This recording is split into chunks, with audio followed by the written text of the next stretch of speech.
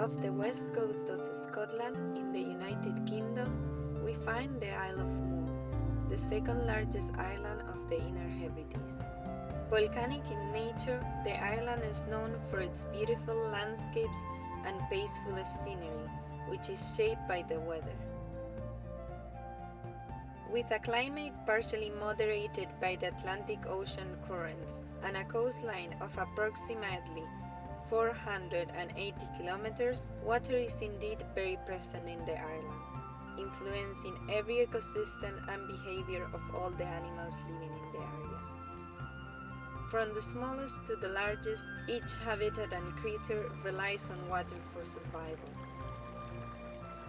Our story starts with a bit of rain, or should I say, a lot of rain. And suddenly a microsystem is born, a pond that nobody pays much attention to, but is, indeed, full of life. These tiny oases of water are home to different species. Frogs and toads, for example, spend here their first phases of development as tadpoles. Toads are one of the most widely found amphibians in the area. Found in different habitats, they are tied to the presence of still water for breeding and nearby terrestrial habitats for feeding. Here at Mull, toads, like frogs, will even spawn in brackish rock pools quite close to the shore. They are distinguished from the frogs by their dry, warty skin and shorter legs. But even like that, toads can be very cute, even more so when jumping. Secretly hidden under the leaves, we can find another inhabitant of the pond, the palmate newt. They are adapted to acidic, nutrient-poor waters, and small ponds and pools are usually preferred for breeding. These animals, like the frogs and toads, are as tied to the land as they are to the water, and they are good indicators of the quality of the environment. Life in a pond might seem idyllic, but newts and tadpoles are in constant risk of predation. Despite predation, however, the biggest enemy of the inhabitant of the pond is the absence of water. These tadpoles might not make it to adulthood if it doesn't rain and the pond dries up. But finally, rain. Rain is in fact very important here, and with about 283 days of rainfall and temperatures of an average of 7 degrees Celsius per year, the climate of Mull can be considered to be quite hostile. But thanks to all this rain, the river flows full, and it carries nutrients that provide an excellent habitat and food for many organisms. Hence, by the river, we find a wide range of species that directly or indirectly depend on it. Like this little bird. It is called a dipper, and it is found along rocky rivers and fast-flowing streams. Flying from rock to rock and diving into the water, it fishes while using its wings to swim. This individual is a juvenile, and as you can see, it is still trying to master the art of fishing. And not only that, there are many more things to learn, like how to eat a fish when you have caught it.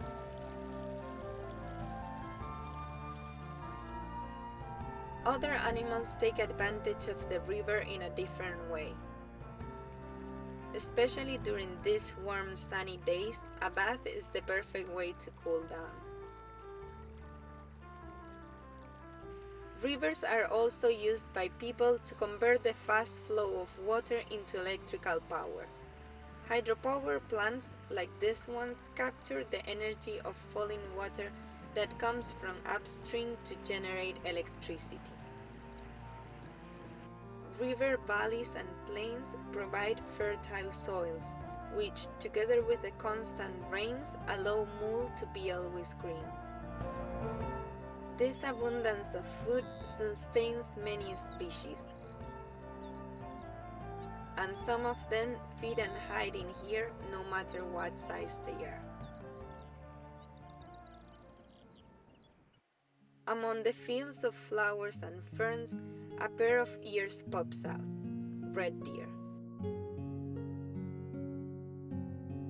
These animals usually stay in the deepest area of the woodland, moorland, or grassland, where they feel safe because there is plenty of cover and where they can find enough food. They are the largest UK's native mammals and a widespread resident of moors, hills, and forests. And although at this time of the year they are usually found on higher ground in order to escape from the heat, they move to the lower slopes in the evenings to feed on greener pastures. Feeding on pastures, there is another charismatic resident of Mull, the Highland cow. This cattle breed actually originated in the Highlands and Western Islands of Scotland, and that is why they are so well adapted to its hostile weather conditions. Their colorful coats and permanently long hair prevent water seeping into their skin, protecting them from the high annual rainfall and strong winds. And their characteristic horns help them dig through the snow to find varied plants during winter. Together with the cattle and sheep on open fields, the widespread meadow pipit is feeding on the ground, looking for insects and other invertebrates. Pied wagtails, which are of the same family of the pipit, are also found in these areas, feeding whilst walking or running and constantly wagging their tails. Although a common behavior, the reasons of the tail wagging are not yet fully understood. Bigger birds like the Canada geese also feed in these fields alongside the livestock. However, most of the time, they will be found by the water. They go from the sea to the river to drink and have a bath. These geese are probably descendants of introduced birds brought from North America about 300 years ago. And at this time of the year, they could be accompanied by babies. But they are not the only geese common to the area, and they are not the only ones with babies either. Grey-lag geese normally pair for life, and both parents are involved in the care of the chicks. These gregarious birds form family groups that enable them to protect the young together. The chicks will stay with their parents and migrate with them in a larger flock. The family group will disperse the next year when the adults establish their new breeding territory. Sometimes family group can be quite large, while swimming chicks will follow their parents on a perfect line, like a moving nursery sailing through the water. It is not only the geese though. In fact, at this time of the year, most of the birds are busy parenting. Here, an oyster catcher, with its distinctive black and white plumage and large red bill, is taking care of its eggs. Blue tits are also in a rush to feed their little ones. This charismatic tiny visitor is the most common of all the tits and has adapted to man-made environments. They usually nest in tree holes, although they easily adapt to nest in any suitable hole in a wall, stump, or artificial nest box. By waiting and observing quietly, their nest can be spotted.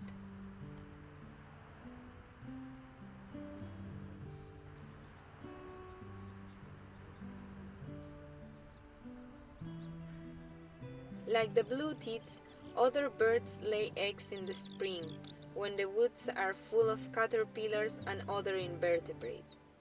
They will be spotted carrying food in and out of the nest, but they are quite fast and easy to miss if you're not paying attention.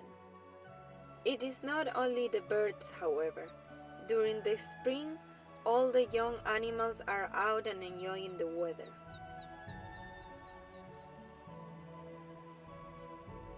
At this time of year, the fields are filled with flowers, and from mid-May through to July, a wide variety of them are in full bloom.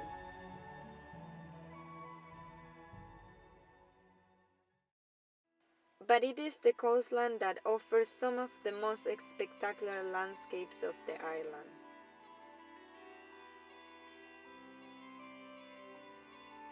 The extended area of coastline has a large variety of habitats, from sand beaches made of shell to vertical rock cliffs.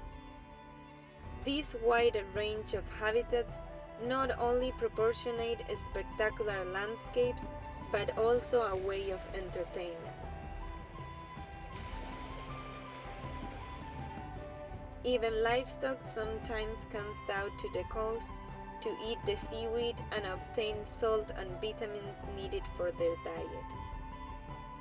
Riders on their ponies practice their galloping skills while chasing each other at the beach.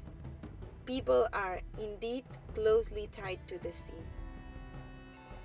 The marina and the pier are always full of boats. On sunny days, tourists visiting the area can take many boat trips to different places, and sailboats open their sails and leave the port.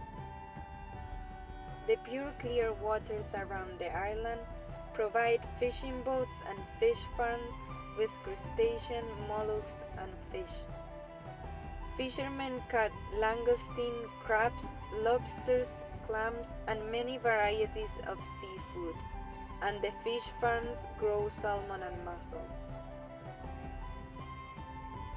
All this abundance of food attracts a lot of unwanted visitors that will try to steal a meal. Cormorants, like seagulls, also fish out in the sea. They are often seen from the shore in rocky cliffs, drying their wings. Ironically, this large water bird does not have waterproof plumage, and it spends long periods of time with its wings open to dry. These are gregarious animals, gathering in flocks and often also hunting together in groups.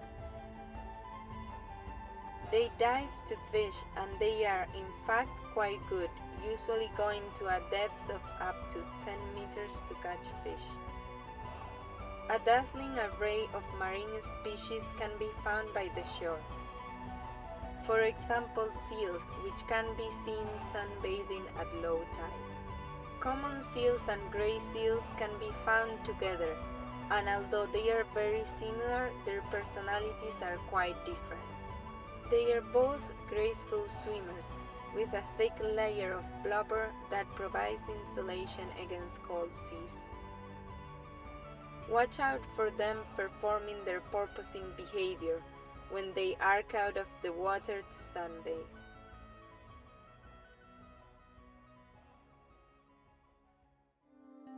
Not far away from the seals living between water and land, we can find one of the most charismatic and elusive animals of Mull, the otter.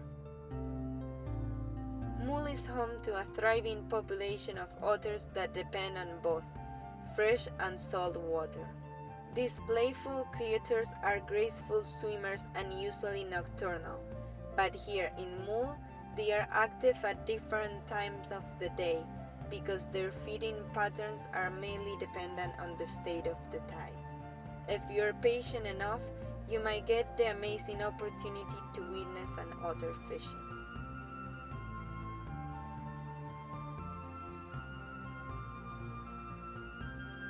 After looking for several weeks, we were fortunate enough to film this fantastic footage of an otter fishing.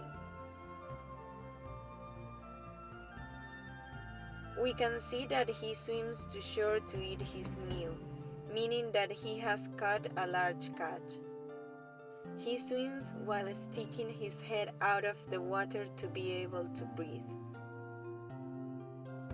He chooses a rock that is close to the water in order to swim away in case he feels danger. And now we are able to see, he has caught a crab. Otters are carnivorous animals, and in these coastal habitats, they mainly feed on crabs or butterfish. They usually go out to the water to fish during the incoming tide, when there is plenty of food, and use their powerful wet feet and slim bodies to swim. Now that he has finished his meal and his stomach is full, he gets ready to take a nap. Or maybe not. He decides to go back to fish. And once he's gone, the rest of the crab is used to feed someone else. Especially hooded crows who know how to take advantage of a free meal.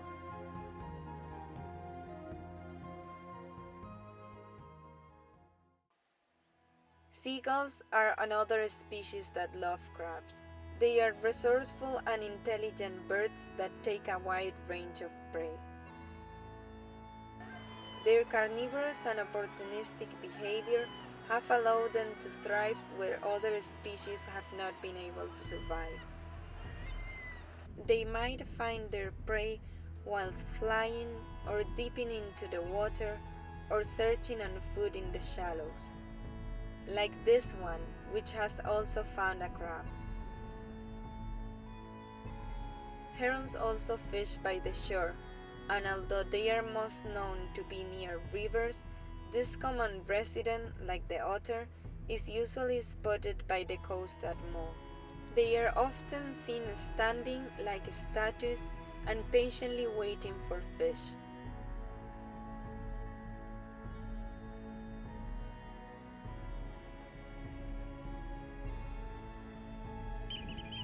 Oyster catchers are the heron's noisy neighbors. They use their long bills to dig for food in the sand. The tangles of stranded seaweed provide a rich hunting ground for them.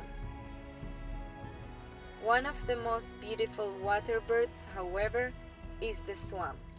This close relative of the geese are among the largest flying birds, but most of the swans in the island only stay for a short period of time. They stop in Mull to rest and feed before continuing their migration. But not all charismatic birds on the island are seabirds. One of the most impressive raptors of the island is the golden eagle. A symbol of majesty and power, this species is confined to the heart of the island, in the wildest habitats of mountains and moorland, where it nests on cliffs or treetops. From up here, it can observe the trees, hills, and beaches that lie by the turquoise sea within their hunting area.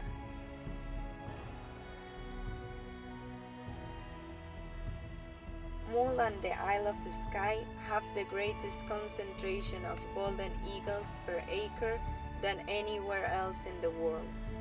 It is this concentration of raptors and variety of seabirds that attract many bird watchers. Some of them, however, are patiently waiting, hoping to witness a different bird. They hope to see the world's fourth largest raptor, the white-tailed sea eagle.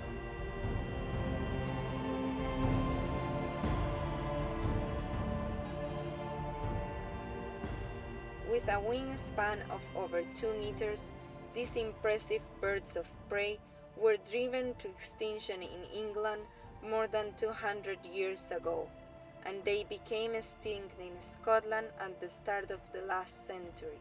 But after several decades of trying, were successfully reintroduced in Rum in 1975, and from there they moved to Mull in 1980, where they have established a population that has been growing to this day. White-tailed sea eagles are roughly the size of a sheep when sitting and twice the size of a red deer when on the wing. This is why it's so surprising and unexpected to see how crows are able to chase the eagles away. This anti-predation adaptation is called mobbing. It is usually a way of protecting offsprings or territories. The white-tailed eagle's diet is varied, opportunistic, and seasonal. Prey specimens can often include fish, birds, and mammals, but they are highly scavengers, regularly pirating food from otters and other birds.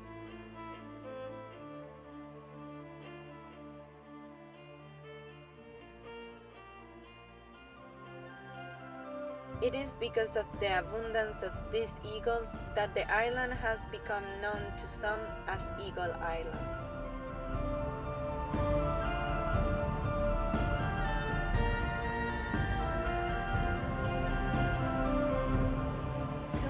Have passed since our arrival at Mull, and it is with a heavy heart that I have to go. Visiting every ecosystem and getting to know the species that inhabit this land has been a rewarding and exciting experience, and I live with the hope of coming back one day.